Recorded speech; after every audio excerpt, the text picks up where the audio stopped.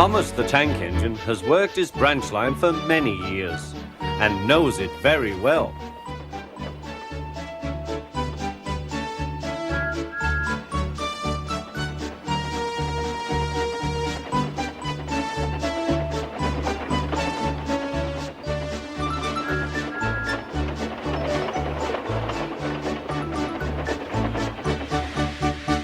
You know just where to stop, Thomas, laughed his driver. You could almost manage it without me. Thomas had become conceited. He didn't realize his driver was joking. Later, he boasted to the others. Driver says I don't need him now. Don't be so daft, snorted Percy.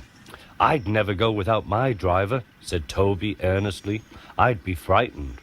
Huh, boasted Thomas. I'm not scared. You'd never dare. I would then. You'll see. The next morning, the firelighter came. Thomas drowsed comfortably as the warmth spread through his boiler. Percy and Toby were still asleep. Thomas suddenly remembered. Silly stick in the muds, he chuckled. I'll show them. Driver said I could manage without him. I'll just go out. Then I'll stop and wheesh! That'll make them jump. Thomas thought he was being clever. Really, he was only moving because a careless cleaner had meddled with his controls. He soon found his mistake. He tried to wheesh, but he couldn't. He tried to stop, but he couldn't. He just kept rolling along. He didn't dare look at what was coming next. There was the station master's house. The station master was about to have breakfast. Horrors! Cried Thomas and shut his eyes. The house rocked. Broken glass tinkled. Plaster was everywhere. Thomas had collected a bush on his travels. He peered into the room through its leaves. He couldn't speak. The station master was furious. His wife picked up her plate. You miserable engine, she scolded. Just look what you've done to our breakfast. Now I shall have to cook some more. She banged the door. More plaster fell. This time it fell on Thomas. Thomas felt depressed. Workmen propped up the house with strong poles and laid rails through the garden. Meanwhile, Donald and Douglas arrived.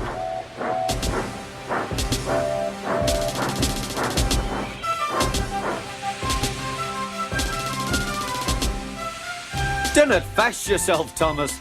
We'll soon have you back on the rails, they laughed.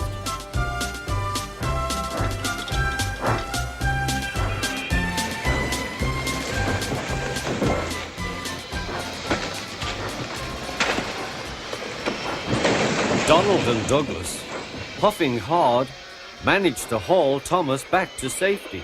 Bits of fencing, the bush, and a broken window frame festooned his front, which was badly twisted. The twins laughed and left him. Thomas was in disgrace. There was worse to come. You are a very naughty engine. I know, sir. I'm sorry, sir. Thomas's voice was muffled behind his bush. You must go to the works and have your front mended. It will be a long job. Yes, sir. Meanwhile, a diesel rail car will do your work. The diesel, sir? Thomas spluttered. Yes, Thomas. Diesels always stay in their sheds till they are wanted. Diesels never gallivant off to breakfast in station masters' houses.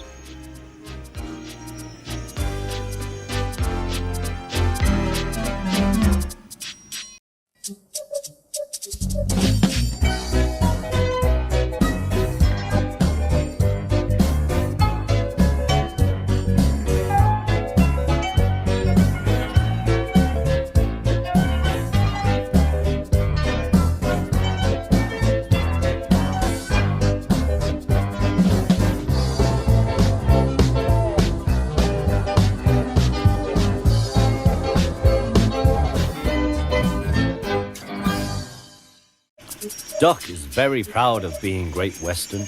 He talks endlessly about it, but he works hard too and makes everything go like clockwork. It was a splendid day.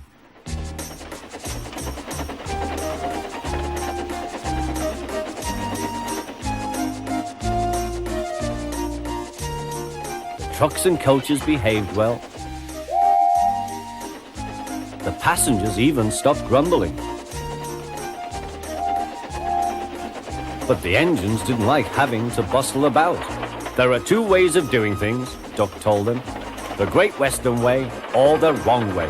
I'm Great Western and don't we know it, Ray groaned. The engines were glad when a visitor came.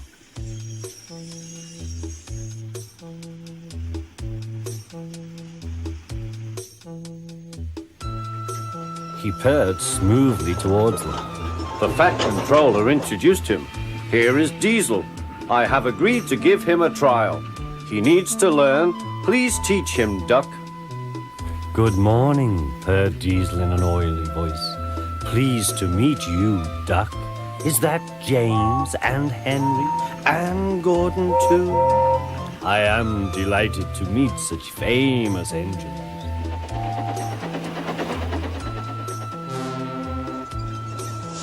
The silly engines were flattered. He has very good manners, they murmured. We are pleased to have him in our yard. Duck had his doubts.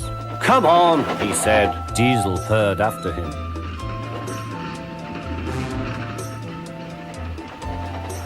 You're worthy, Fat. Sir Topham Hat to you, ordered Duck.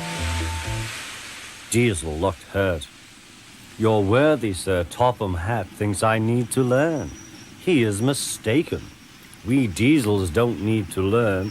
We know everything. We come to a yard and improve it. We are revolutionary.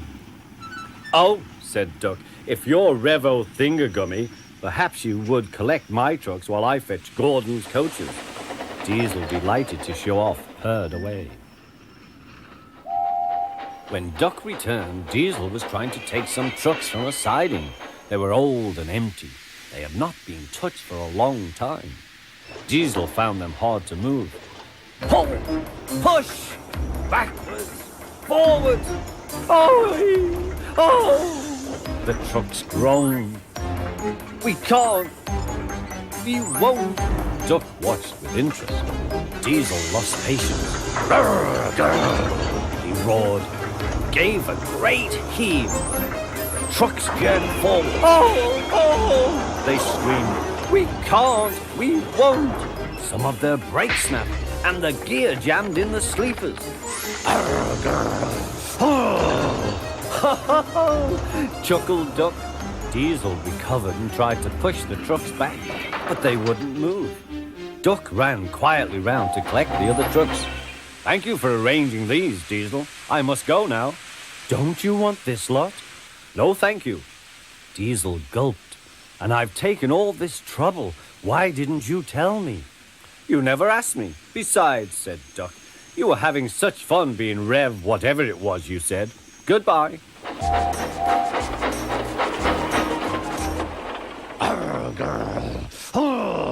Diesel had to help the workmen clear the mess.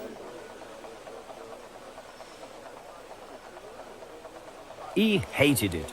All the trucks were laughing and singing at him. Trucks are waiting in the yard, tackling them with Diesel. Show the world what I can do, gaily boasts the Diesel. In and out he creeps about like a big black weasel. When he pulls the wrong trucks out, pop goes the Diesel. Arr, growled Diesel and scuttled away to sulk in the shed.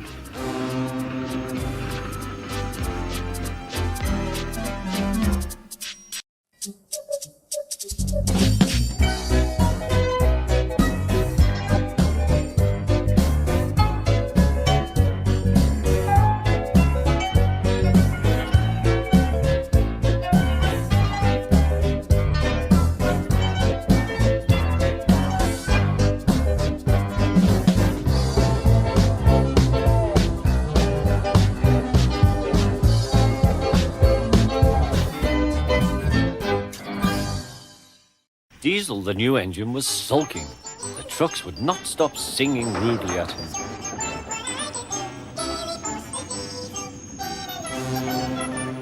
Duck was horrified. "Shut up!" he ordered and bumped them hard. "I'm sorry our trucks were rude to you, Diesel." Diesel was still furious. "It's all your fault. You made them laugh at me." "Nonsense," said Henry. "Duck would never do that. We engines have our differences, but we never talk about them to the trucks. That would be disgraceful," said Gordon. "Disgusting," put in James.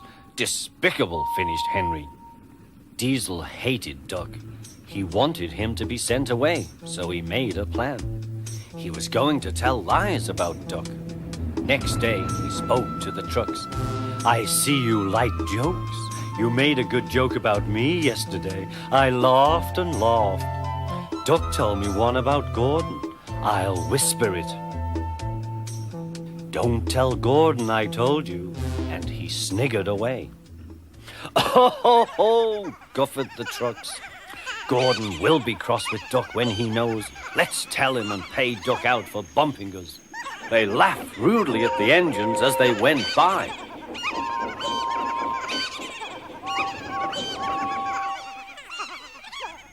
Soon Gordon, Henry, and James found out why. "Disgraceful," said Gordon. "Disgusting," said James. "Despicable," said Henry. "We cannot allow it." They consulted together.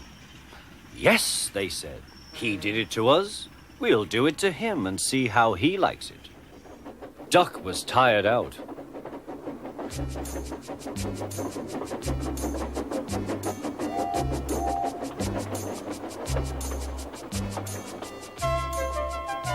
The trucks had been cheeky and troublesome.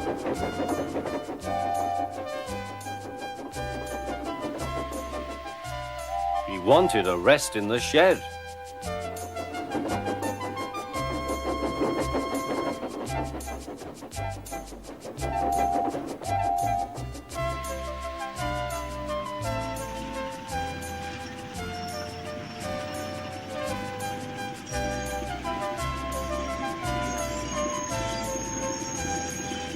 The three engines barred his way. Whoosh! "Keep out!" "Stop fooling," said Duck. "I'm tired." "So are we," hissed the engines. "We are tired of you. We like Diesel. We don't like you. You tell tales about us to the trucks." "I don't." "You do." "I don't." "You do." The Fat Controller came to stop the noise. "Duck called me a galloping sausage," spluttered Gordon. "Rusty red scrap iron," hissed James. "I'm old Square Wheels," fumed Henry. "Well, Duck?" Duck considered. "I only wish, sir," he said gravely, "that I'd thought of those names myself. If the dome fits."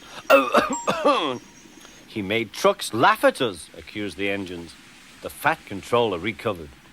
He'd been trying not to laugh himself. "Did you, Duck?" "Certainly not, sir. No steam engine would be as mean as that." Diesel lurked up. "Now, Diesel, you heard what Duck said." "I can't understand it, sir. To think that Duck of all engines. I am dreadfully grieved, sir, but know nothing." "I see," said the Fat Controller. Diesel squirmed and hoped he didn't. "I'm sorry, Duck, but you must go to Edward's station for a while. I know he will be glad to see you." "As you wish, sir." Duck trundled sadly away, while Diesel smirked with triumph.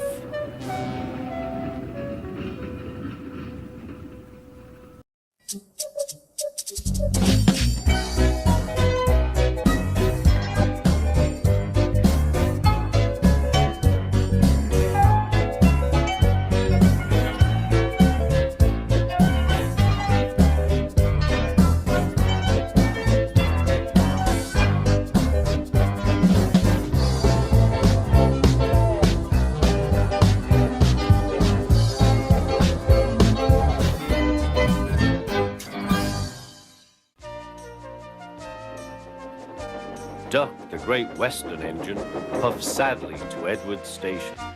"It's not fair," he complained. "Diesel has been telling lies about me and made the Fat Controller and all the engines think I'm horrid." Edward smiled. "I know you aren't, and so does the Fat Controller. You wait and see. Why don't you help me with these trucks?" Duck felt happier with Edward and set to work at once.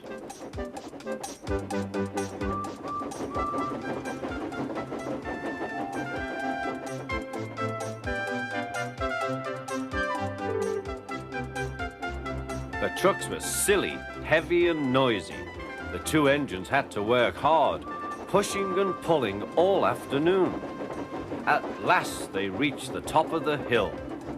"Goodbye," whistled Duck, and rolled gently over the crossing to the other line. Duck loved coasting down the hill, running easily with the wind whistling past. Suddenly, it was a guard's warning whistle. "Hurrah, hurrah, hurrah," laughed the trucks. We've broken away. Chase him, bump him, throw him off the rails," they yelled. "Hurry, Duck, hurry," said the driver. They raced through Edward's station, but the trucks were catching up. "As fast as we can, then they'll catch us gradually." The driver was gaining control. "Another clear mile and we'll do it." "Oh, glory, look at that!" James was just pulling out on their line from the station ahead. Any minute there could be a crash. "It's up to you now, Duck," cried the driver. Duck put every ounce of weight and steam against the trucks.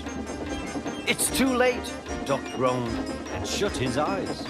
He veered into a siding where a barber had set up shop. He was shaving a customer.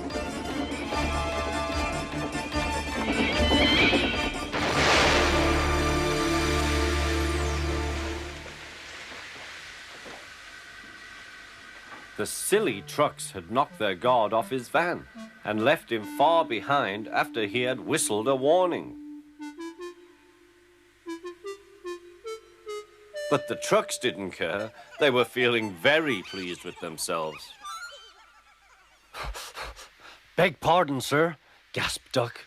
"Excuse my intrusion." "No, I won't," said the barber. "You frightened my customers. I'll teach you." And he lathered Duck's face all over. Poor Duck. Thomas was helping to pull the trucks away when the Fat Controller arrived.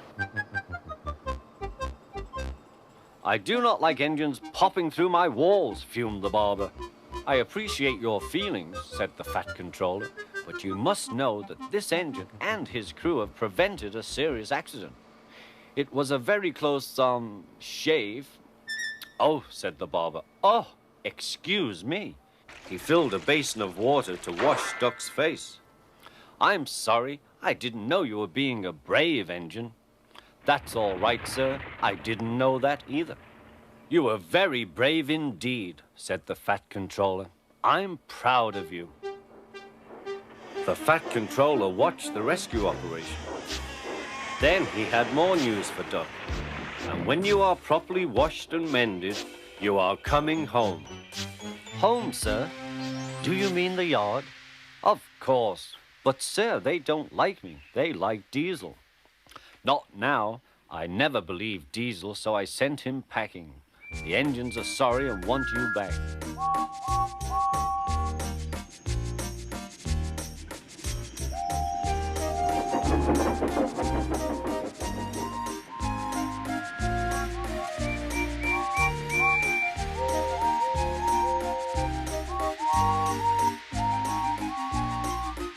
A few days later, when he came home, there was a really rousing welcome for Duck, the great Western engine.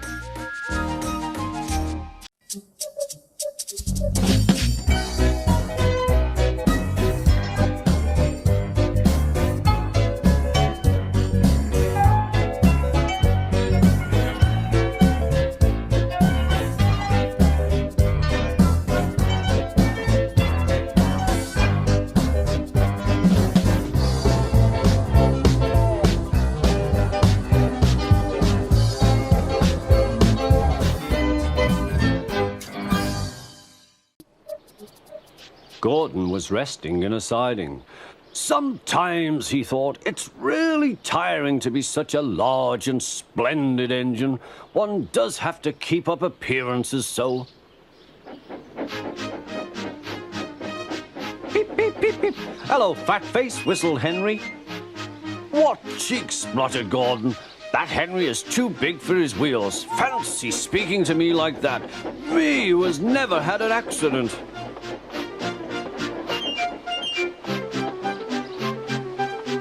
Aren't jammed whistles and burst safety valves accidents? Asked Percy innocently.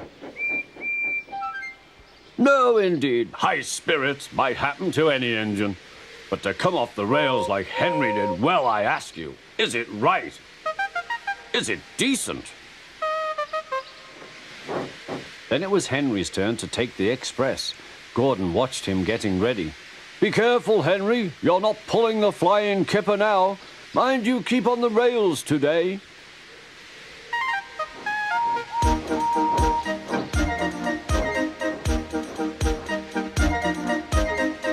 Henry went off in a huff, and Gordon yawned and went to sleep. But not for long.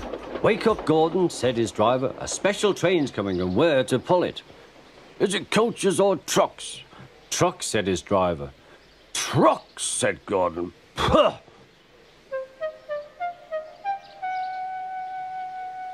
Gordon's fire was slow to start, so Edward had to push Gordon to the turntable to get him facing the right way. I won't go, grumbled Gordon. Don't be silly, puffed Edward. At last Gordon was on the turntable. The movement had shaken his fire. It was now burning nicely and making steam. Gordon was cross and didn't care what he did. He waited till the table was halfway round. I'll show them, he hissed. He moved slowly forward to jam the table, but he couldn't stop himself and slithered into a ditch. Ooh, she hissed. Get me out! Get me out! Not a hope, said his driver and fireman. You're stuck, you silly great engine. Don't you understand that?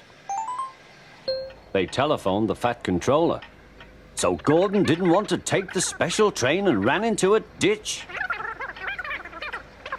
What's that you say? The special's waiting. Tell Edward to take it, please. And Gordon? Oh, leave him where he is. We haven't time to bother with him now. On the other side of the ditch, some little boys were chattering. Coo, doesn't he look silly? They'll never get him out. They began to sing. Silly old Gordon fell in a ditch, fell in a ditch, fell in a ditch. Silly old Gordon fell in a ditch, all on a Monday morning. Gordon lay in the ditch all day. Oh dear, he thought, I shall never get out.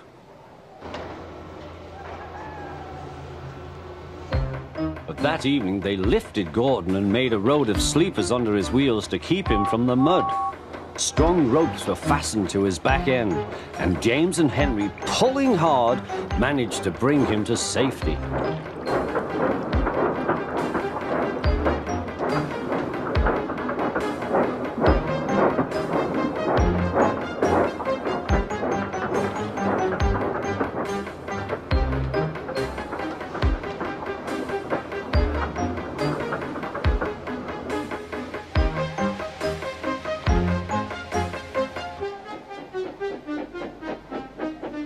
Late that night, Gordon crawled home, a sadder and wiser engine.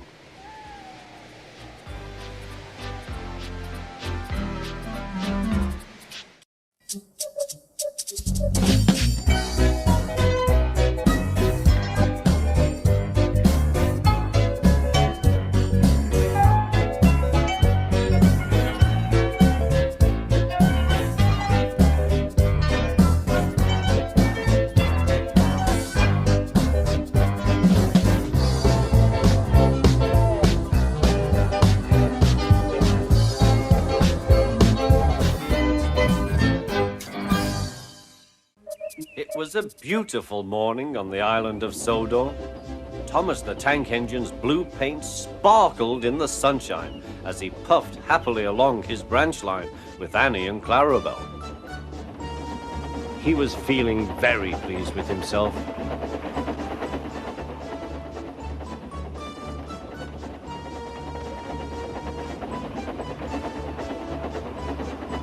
"Hello, Thomas," whistled Percy. "You look splendid." "Yes, indeed," boasted Thomas. "Blue is the only proper color for an engine." "Oh, I don't know. I like my brown paint," said Toby. "I've always been green. I wouldn't want to be any other color either," added Percy. Well, anyway, huffed Thomas, "blue is the only color for a really useful engine. Everyone knows that." Percy said no more. He just grinned at Toby. Later, Thomas was resting when Percy arrived.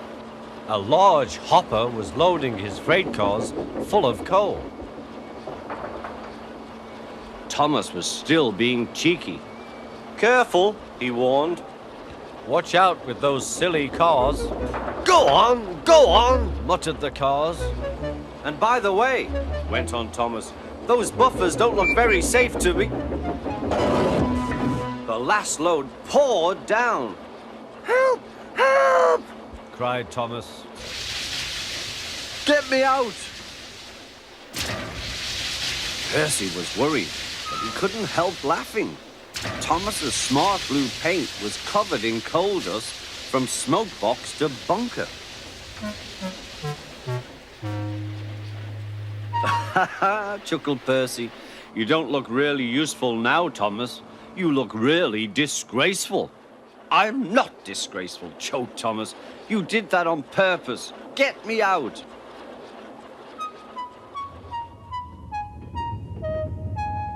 It took so long to clean Thomas that he wasn't in time for his next train. Toby had to take Annie and Clarabelle. "Poor Thomas," whispered Annie to Clarabelle. They were most upset.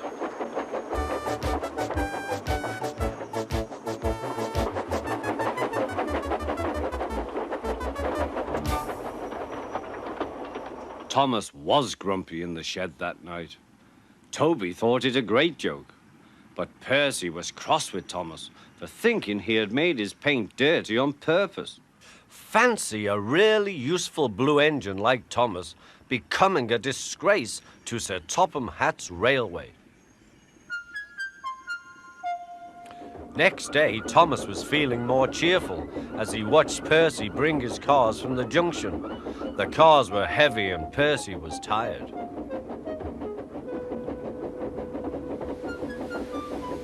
"Have a drink," said his driver, "then you'll feel better." The water column stood at the end of the siding with the unsafe buffers.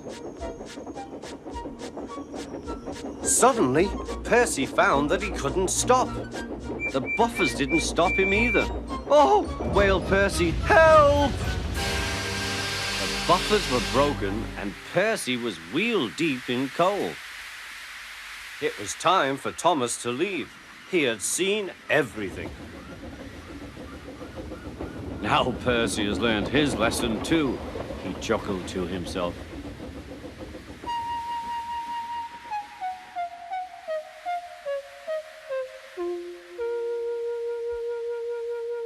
That night, the two engines made up their quarrel.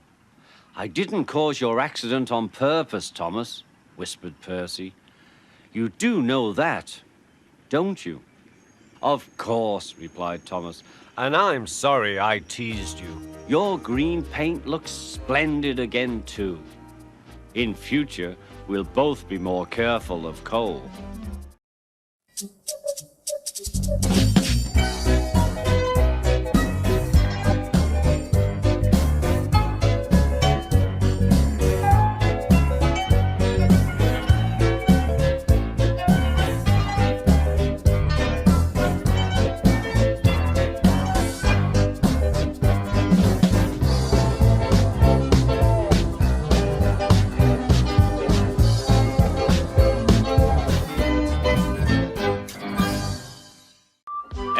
getting old. His bearings were worn, and he clanked as he puffed along. He was taking empty cattle cars to a market town. The sun shone, birds sang. But Edward was heading for trouble. Come on, he puffed. Oh, oh, oh, oh, screamed the cars. Edward puffed and clanked. The cars rattled and screamed. Some cows were grazing nearby. They were not used to trains. The noise and smoke disturbed them. As Edward clanked by, they broke through the fence and ran across the line. A coupling was broken, and some cars were left behind.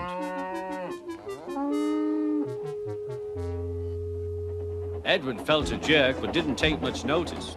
He was used to cattle cars. Bother those cars, he thought. Why can't they come quietly? He was at the next station before either he or his driver realized what had happened. When Gordon and Henry heard about the accident, they laughed and boasted. Fancy allowing cows to break his train. They wouldn't dare do that to us. We'd show them. Old Toby was cross. You couldn't help it, Edward. They've never met cows. I have, and I know the trouble they are.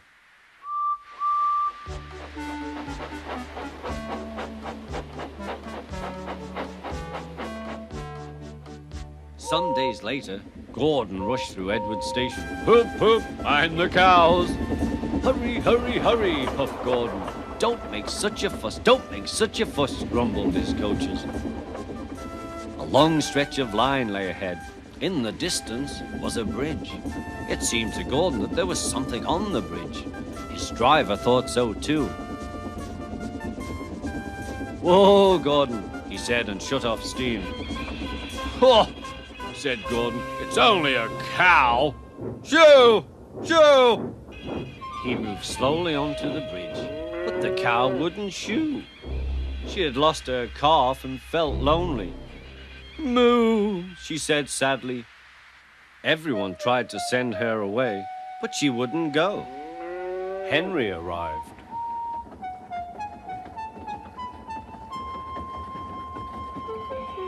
What's this? A cow? I'll soon settle her. Be off, be off. Moo, said the cow. Henry backed away nervously. I don't want to hurt her.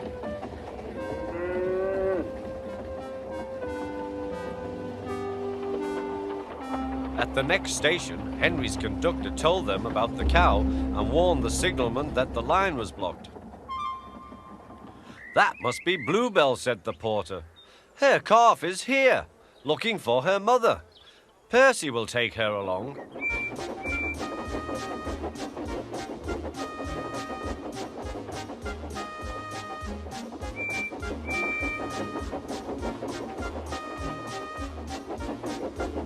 At the bridge, Bluebell was very pleased to see her calf again, and the porter led them away.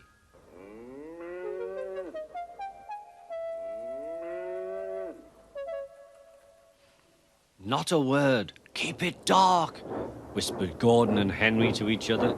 They felt rather silly, but the story soon spread.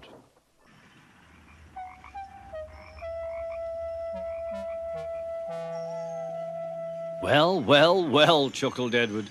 Two big engines afraid of a cow? Afraid? Rubbish, said Gordon.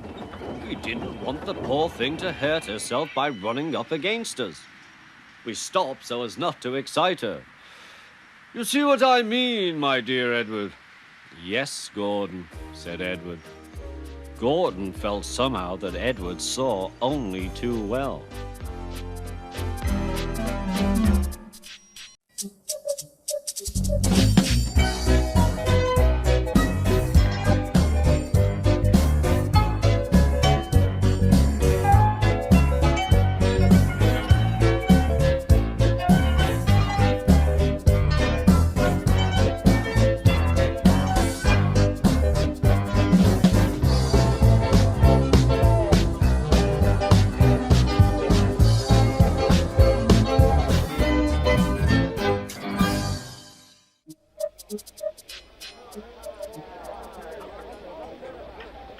fat controller sat in his office listening to the noise outside. The passengers were angry.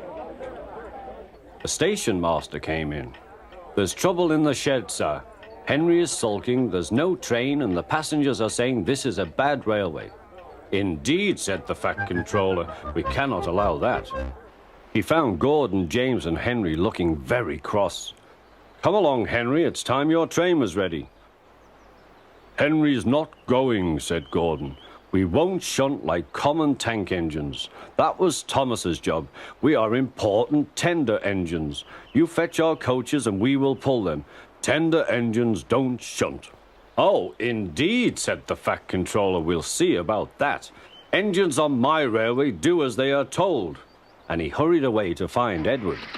The yard has never been the same since Thomas left to run his branch line, he thought sadly. Edward was shunting. "Leave those trucks, please, Edward," said the fat controller. "I want you to push coaches for me in the yard." "Thank you, sir, that will be a nice change." "That's a good engine. Off you go, then."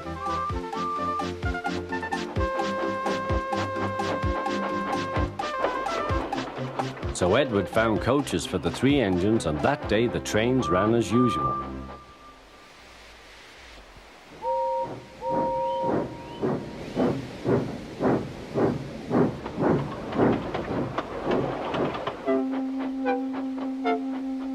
But next morning, Edward looked unhappy. Gordon came clanking past, hissing rudely. "Bless me," said the fat controller, "what a noise." "They all hiss me, sir," answered Edward. "They say tender engines don't shunt, and last night they said I have black wheels. I haven't, have I, sir?" "No, Edward, you have nice blue ones, and I'm proud of you. Tender engines do shunt. But all the same, we do need another tank engine here." He went to a workshop, and they showed him all sorts of engines.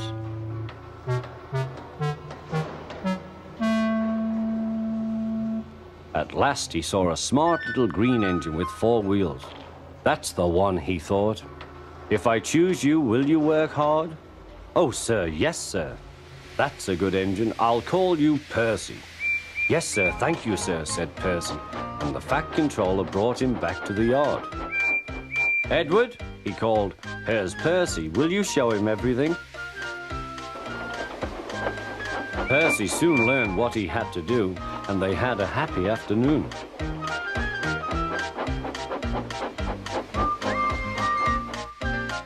Then Henry came by, hissing as usual. "Shee!" went Percy. Henry jumped and ran back to the shed.